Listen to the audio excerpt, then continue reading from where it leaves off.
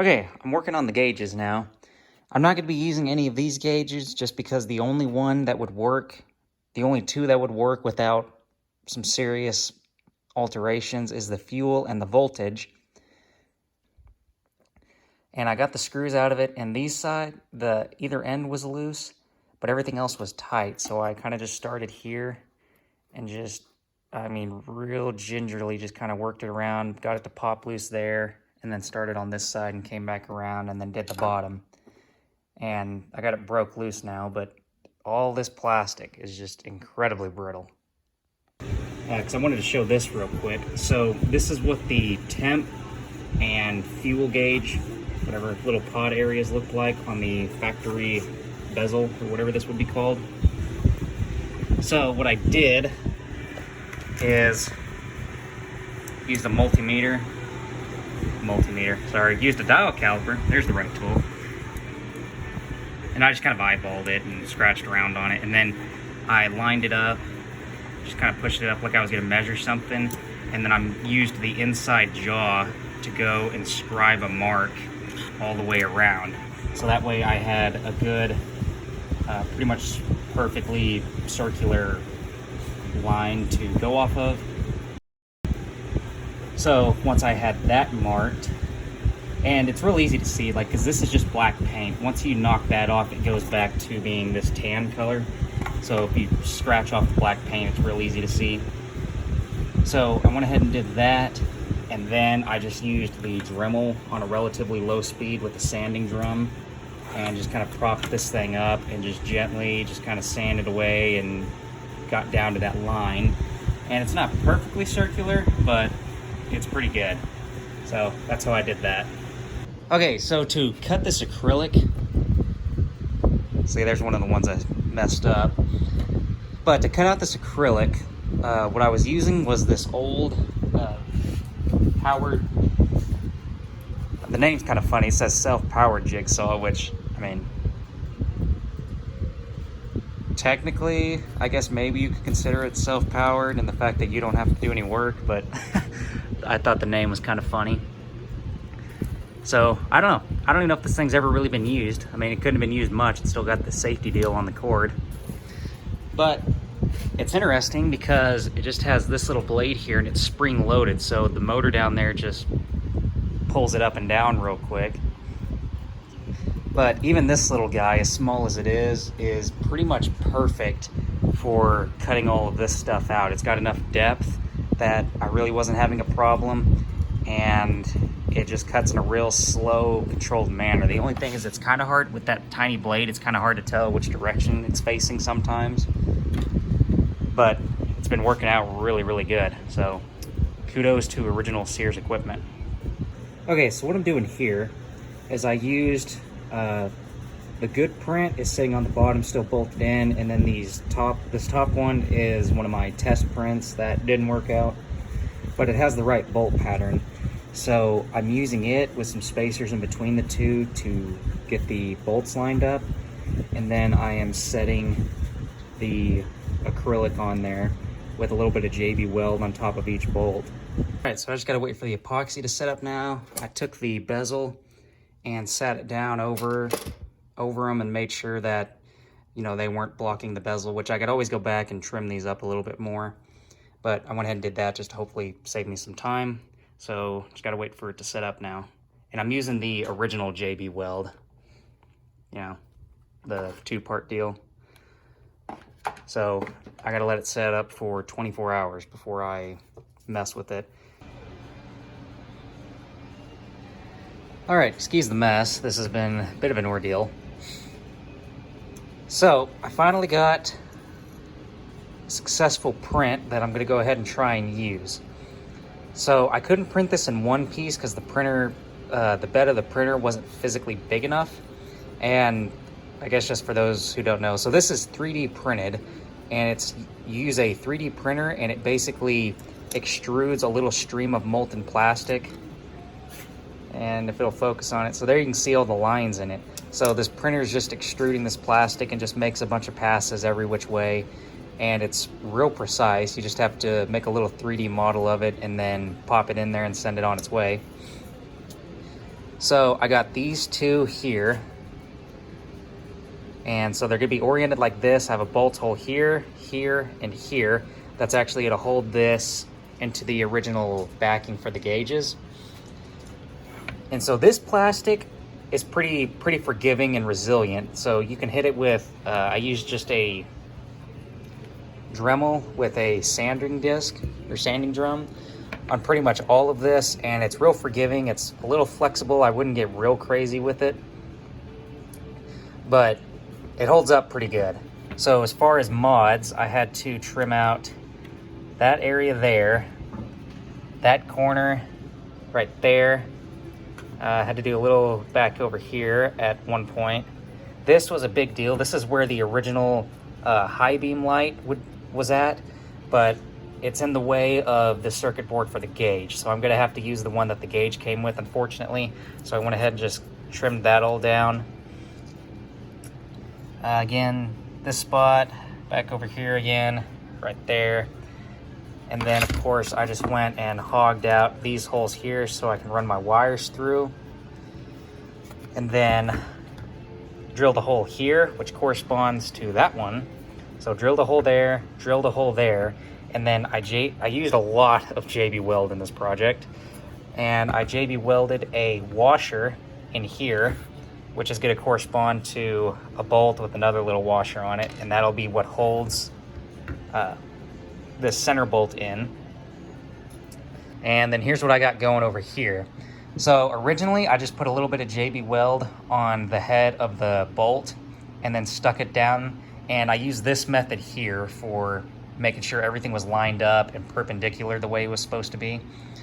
And then once the head of the bolt had dried, I came back and I put some of the plastic spacers on there, and then I smothered plastic on them, pushed them down, and then put a whole bunch of more JB Weld on the face of the plexiglass.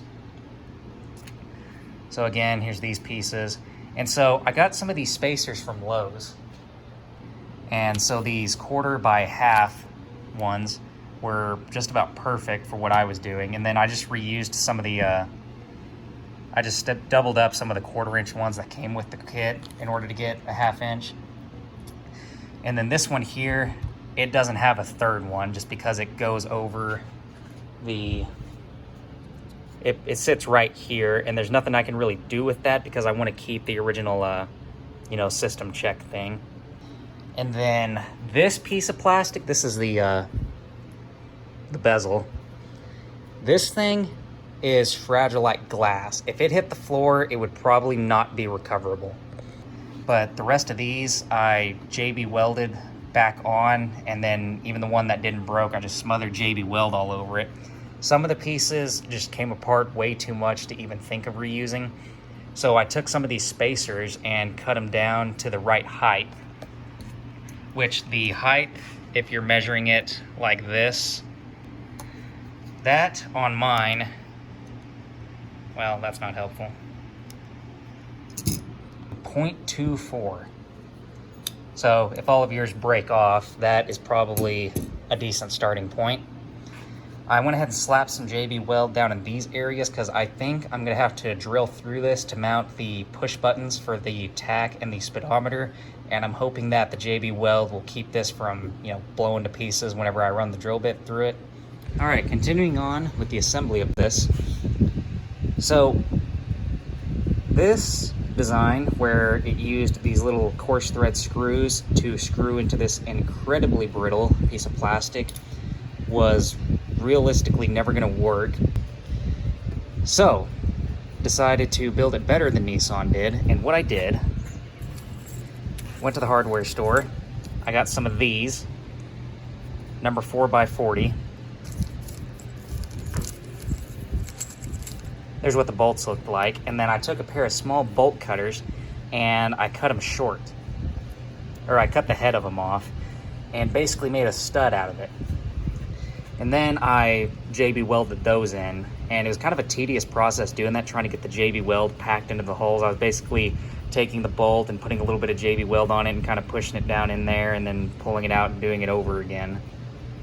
All right, that looks a little bit better. So I realized in that last clip, whenever I had these nuts on there, that I forgot, I actually found lock nuts. Except, it's kind of not right. These lock nuts are M3 by 0.5.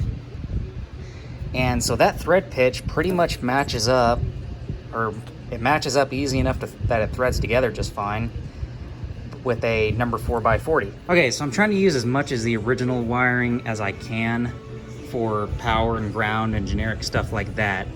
So this pin here, well actually really it was a pin on this side. I took a little drill bit and drilled it out from this side until it finally broke itself off.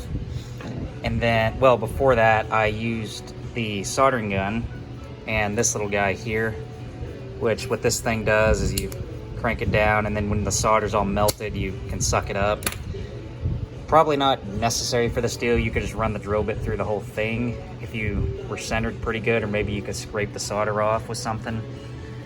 But anyways, that's just how I did it. So I gotta get the solder off so that I can drill this other pin out, and then kind of the same as the bolts over here, I'm just taking one of those other whatever size it is, number 40 bolts, cutting it to length, and put a nut on there before you cut it to length, and that way when you back the nut off, it'll straighten out that last little bit of thread. It just makes it easier to thread the nut back onto it. So, and then from there I'll have these little eye pieces that will bolt onto that. All right, so here's what I got going with the auxiliary gauges. So again, just cut these little guys out, have them sitting in there now. I tried using super glue to glue the actual black plastic to the bezel, and this plastic of the bezel just started melting, so that didn't work. But I got these little pieces printed off, and I use Loctite on the nuts so that these are pretty much, the bolts should never come loose or should ever have to come out. It's basically just a stud now. And I'm going to put a little JB weld on the top of each bolt and then set it in there like so. And I already made a mark on where I need to line it up at, and put some JB weld along the 3D printed piece to the bezel, and that should lock this whole thing down. All right, same deal as with the actual gauge cluster. Of pretty much all the plastic bits where those coarse thread screws go into are broken. So I'm doing the same deal, made some little studs that I'm JB welding in there, and I have this set on there, and pulled it off a few times and checked it to make sure that epoxy wasn't sticking to it, because the last thing I want to do is glue this down to the actual bezel. Okay, so I'm continuing some work on the gauges here. I think I'm getting it pretty well sorted. I have an O2 gauge to order and figure out how I'm going to mount it up in there. I've been reusing plugs from the old Tahoe's wiring harness, and that seems to be going all right. So this one will tie into the engine bay, or the new engine bay harness that I built. This one connects to this guy, and then this one ties into the engine bay harness.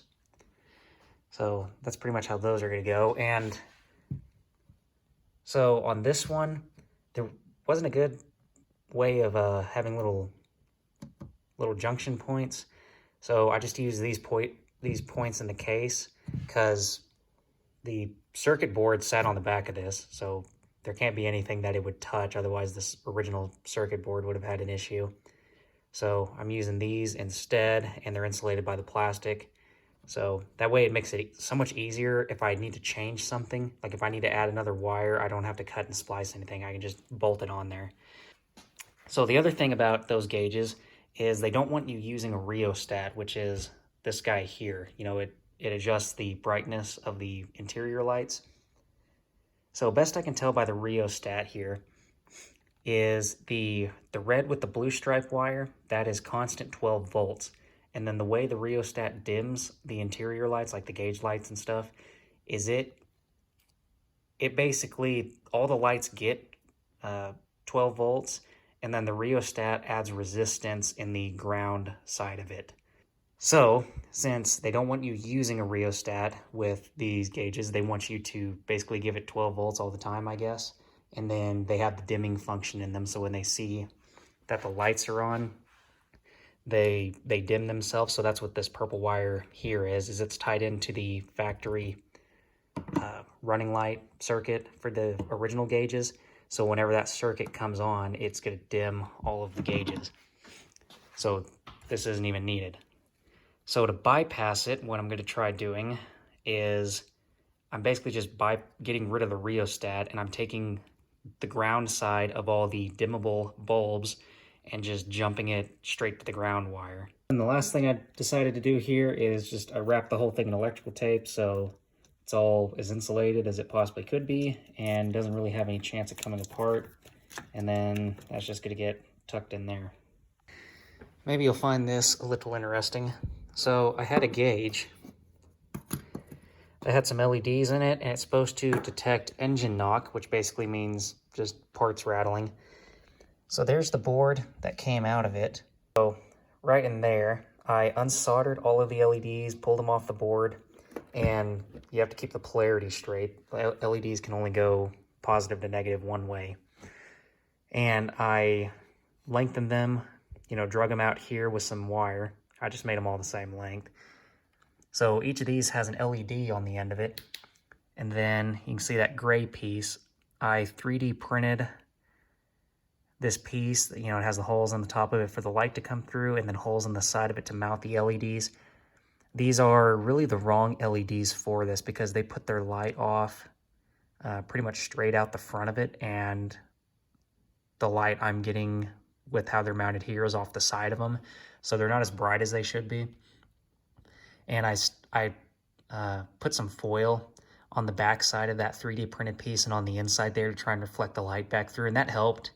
But I mean, it's still not as bright as if I'd used the correct LED.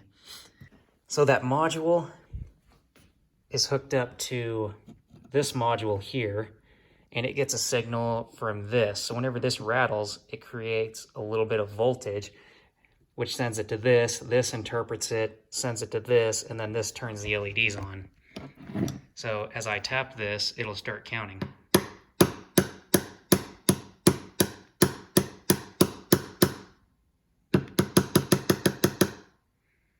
Which I thought was kind of nifty. All right, so I think I got this mounted in here as good as it's gonna be. It's pretty much just sitting there.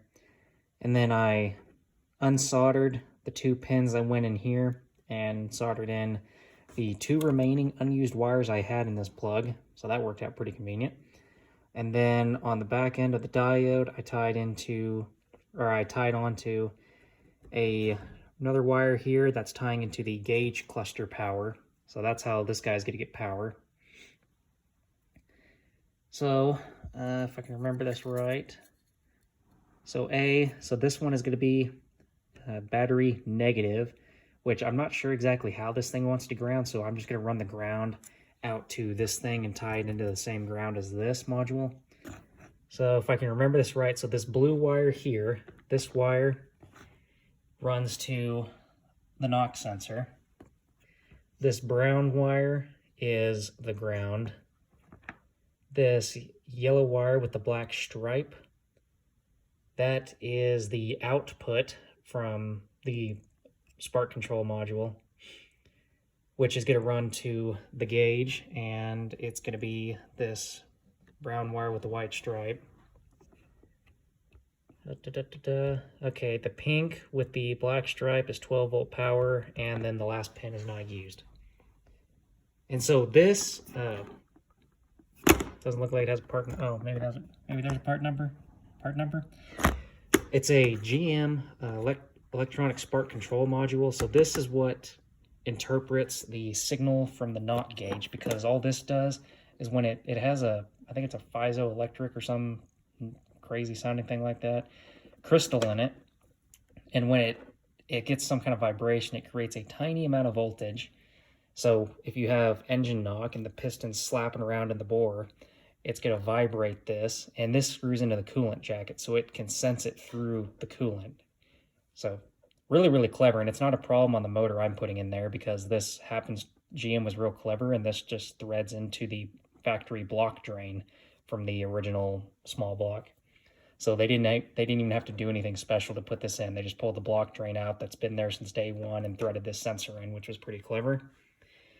But so this thing, it senses a vibration, makes a little electric signal that gets sent to this module. This module interprets it, sends out an amplified signal through this wire, where ordinarily it would go to the ECU to tell the ECU to back the timing off.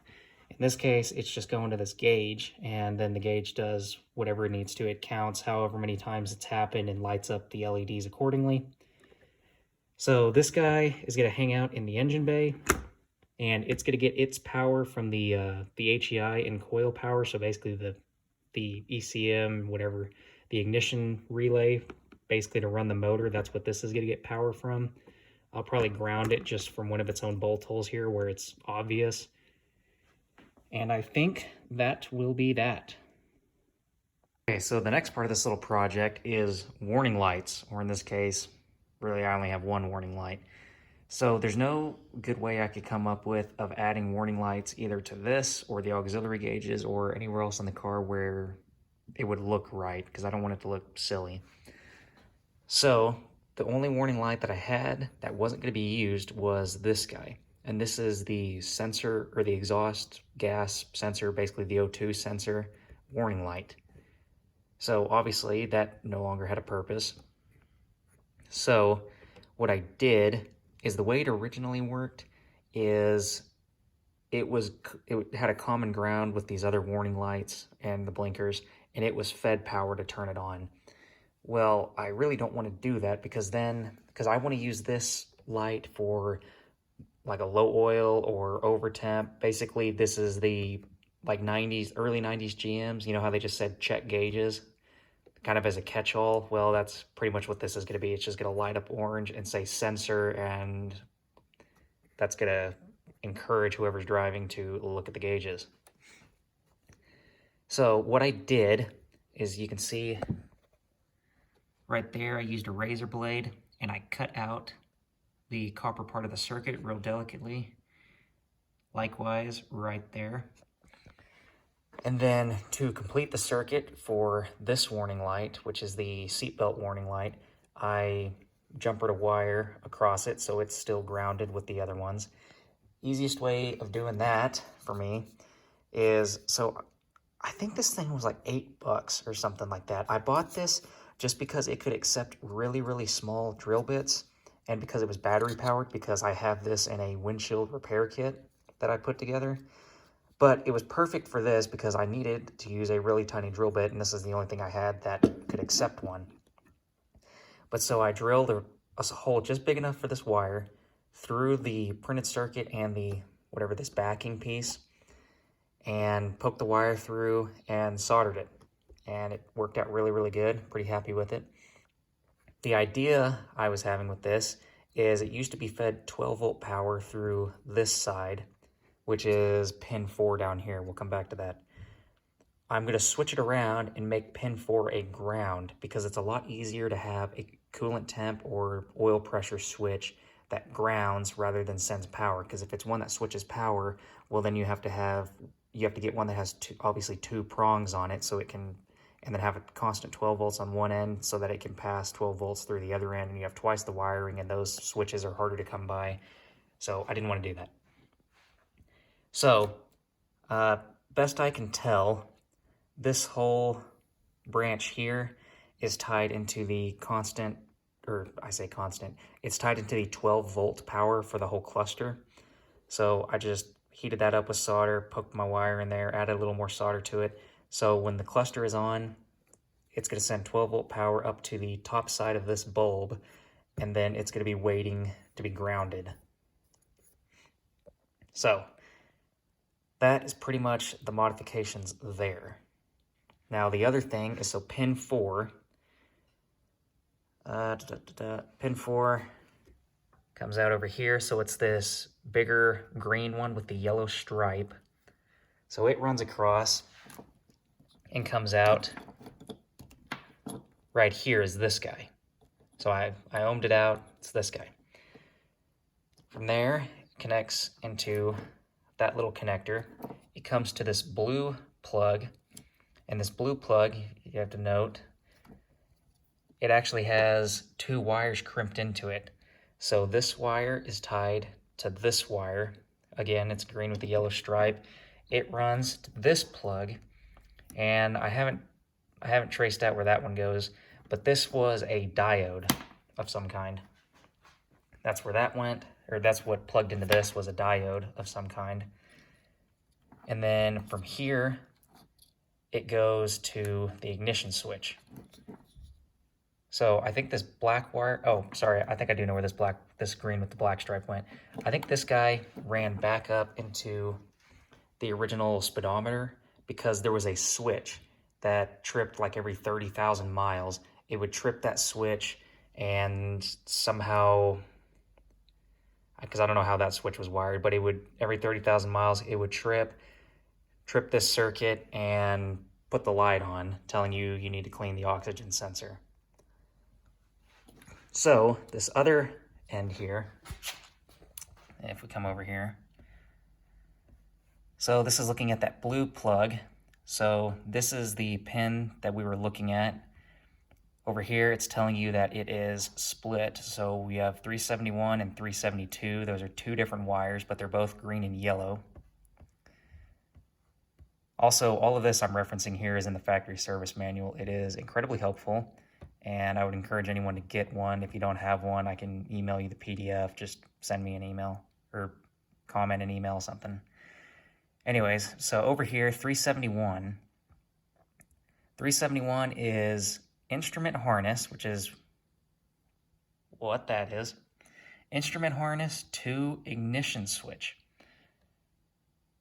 So, sure enough, the ignition switch wire, it has a 5-pin plug, and one wire on it is 371, green with the yellow stripe. So you look over here, okay, number 5, come down here, number 5.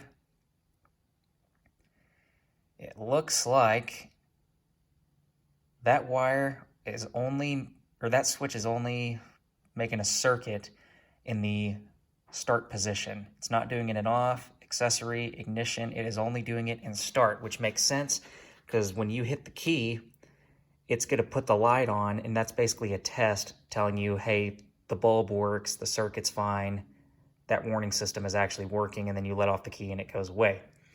So here's pretty much how the circuit is going to work. It's going to have 12-volt power. It's probably going to come from the gauge cluster. I did a reading on the 68 GMC, and it only pulled like 3/4 of an amp to energize the alternator. So there is the light bulb. You have to have some kind of resistance in the energizing wire, I guess, to not tear up the diodes in the alternator or something like that. So the convenient way of doing that is just putting the warning light in there as a resistor.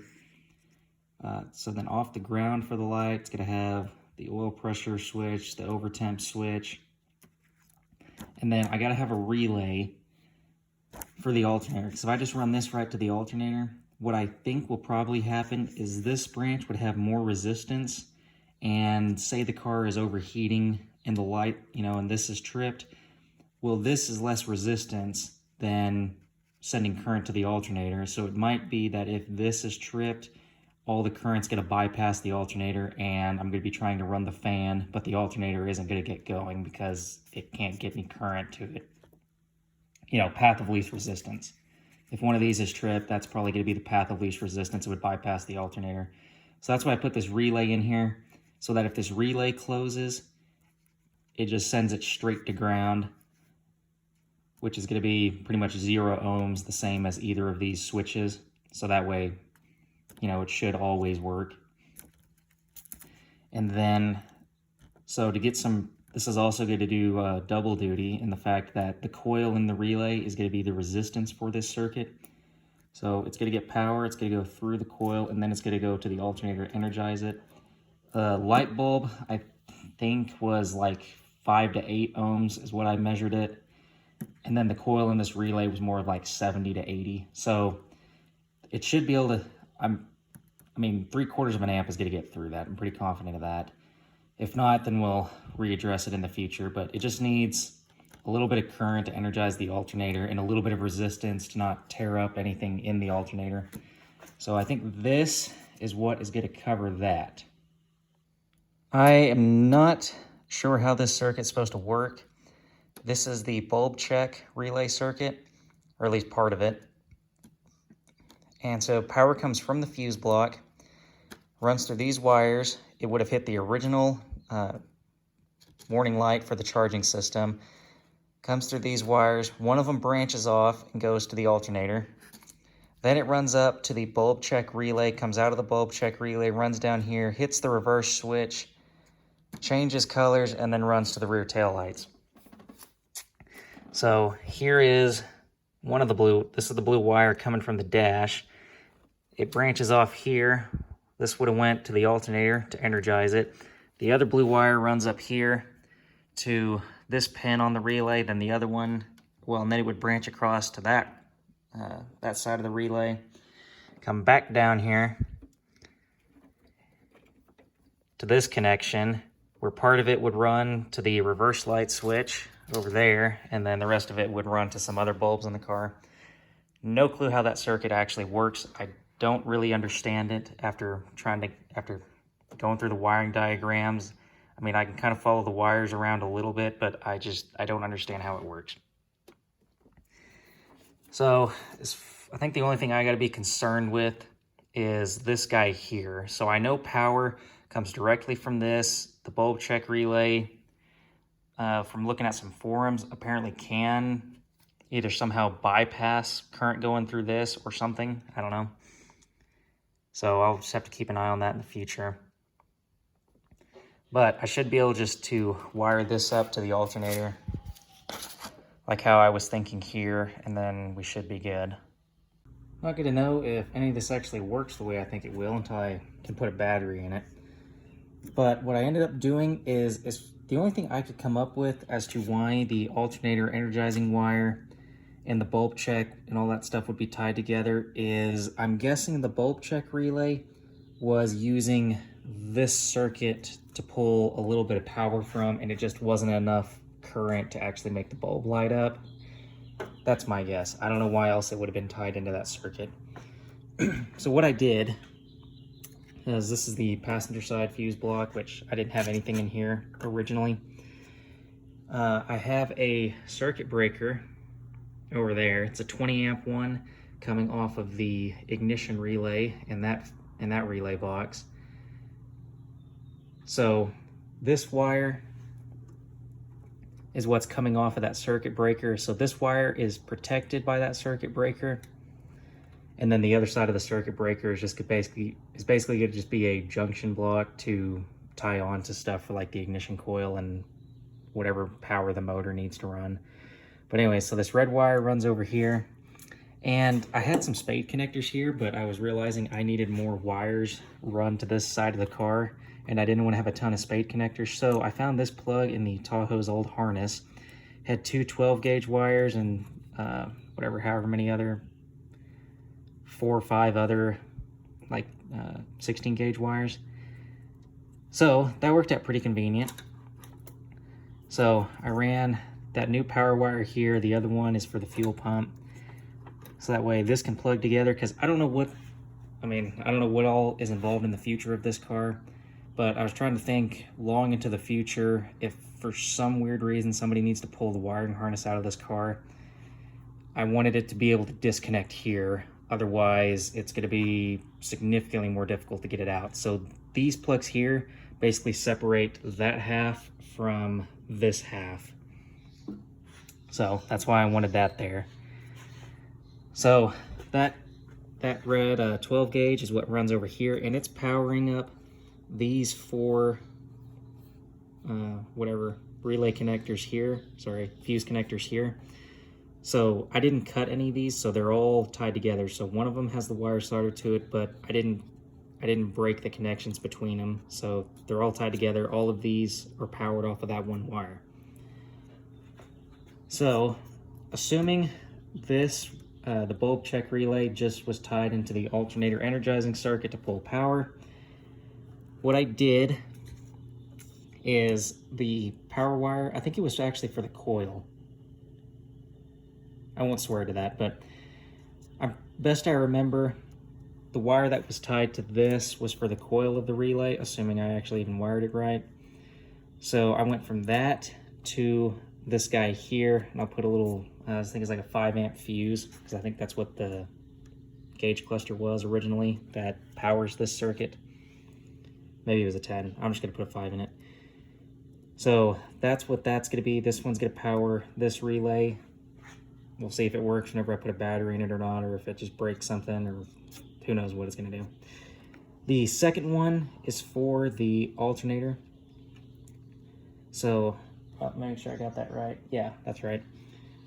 So this second fuse is going to be for the alternator energizing circuit, and what I did is it comes off that, runs to this relay because I ran out of relay spots. I already have a dozen relays in this thing, and I don't really have a spot to put another box. So this was the best I could come up with. It's just this little guy sitting here. So power comes from this fuse, runs through the coil of this relay, comes out of the coil of the relay, and it's going to run down and be this green wire, which is going to energize the alternator. So that coil, like I think I mentioned earlier, is going to add some resistance to the circuit, so hopefully it doesn't hurt the diodes in the alternator. So that's more resistance than a light bulb, so that should be fine. But then whenever the alternator is grounding that circuit to energize itself, it's going to snap this relay closed. One side of this relay is a ground that is hidden up behind the back of the relay because I didn't want to look at it. So one side of it's grounded, the other side is another green wire, this guy, and this green wire is the ground for the sensor light, or the sensor warning light in the gauge cluster that I mentioned. So that it's basically just a common ground with anything, whether this relay grounds it, whether the temp switch grounds it, whether the low oil pressure thing grounds it. All it's doing is get to ground that circuit and turn the light on. So that's all this relay is doing, is the switching side of it is just grounding the warning light to turn it on and off. And then this side is just adding resistance to the circuit so that hopefully it doesn't tear the alternator up. So there's that. This third fuse is power for the wideband O2 module. So the gauge is getting power from its section of the gauge cluster, but there's actually a module that connects to the gauge and powers up the O2 sensor, because a wideband O2 sensor, or at the very least the one I'm using, it has a heater in it, because it's got to be a certain temperature for it to actually read right. So that heater needs power, the controller needs power. So it's a separate power, and again, I tied it on to actually scratch that. It's a red wire that comes out because I put that controller on the inside like kick panel of the driver's side area where I put the ECM. So it comes out as a red wire, then changes color to orange. Yes, I know, sue me. Orange runs down, orange comes over here and comes into this guy. So this is going to run power from here to the wideband O2 controller. So I updated my little drawing with that so that someday me or somebody else can figure out this nonsense if it ever needs it. I think that will be that. This guy, I'm just going to cut heat shrink over the end of it and leave it because I don't need it anymore. And then I think we'll be done with that. For my future reference, in this plug, I have 2 more wires that I can use. And then this plug has 1 more wire that can be used. Final look at this, and then I think I'm actually going to be done with it. Got rid of the wiring for that other relay I had in here. Put some solder there, so that's actually making the circuit again. And I think we're going to call this good until it goes in the car. I don't know what kind of problems I'm going to have whenever this goes in the car. Hopefully none, but I mean, being this in depth into it, I mean, there's no telling. Look forward to it though. All right, I think the auxiliary gauges are finally wrapped up. So I already got this all bolted down, and I really don't feel like taking it apart because these are lock nuts and they're kind of a pain to get off. And there you can see the 3D printed piece in there, which I actually had to cut this one out because it slid over a little bit whenever I epoxied it the first time. and it was a huge pain. I had to like get it propped up where it was sitting just pretty much perfectly level. And it was pretty much, I'm not really able to see it, it was the same deal for the O2 gauge, except I used the same, pretty much the same print. I just narrowed it a little because this piece of plastic isn't perfectly square. And I ran a strap across the middle of it, which is that guy there, that lets the Innovate LC2, whatever, air fuel gauge bolt to it. And I think it looks pretty snazzy. So there you can see it. So it should light up green, just like the rest of the gauges. But using the 3D printed piece on it, I was able to pretty well match the angle of all of them because they're all tilted a little bit. And I kind of like how this gauge is off and it's different from the others because the original clock was the same way. You know, you had the regular Nissan gauges, and then this one used to be the clock and the stop-start timer, which was different from, it looked different than these ones. So I kind of like keeping that weird little thing. But next deal is I'm going to try and put power to all of them, see what they look like. All right, last little thing I did here. I used a little paintbrush and just some flat black spray paint from a can, from a spray can that is. And I went and touched up the spots that I had to cut on. So that all looks pretty good. All right, I have both of these mocked up here. Got a 3 amp inline fuse, just in case something isn't right. And I have these little deals where it's a alligator clamp on either end. So I have it clamped to the pin, and then I just stuck a piece of heat shrink over it just so it can't touch anything. So one of them's power, one of them's ground. So I can hook them up and see what these look like.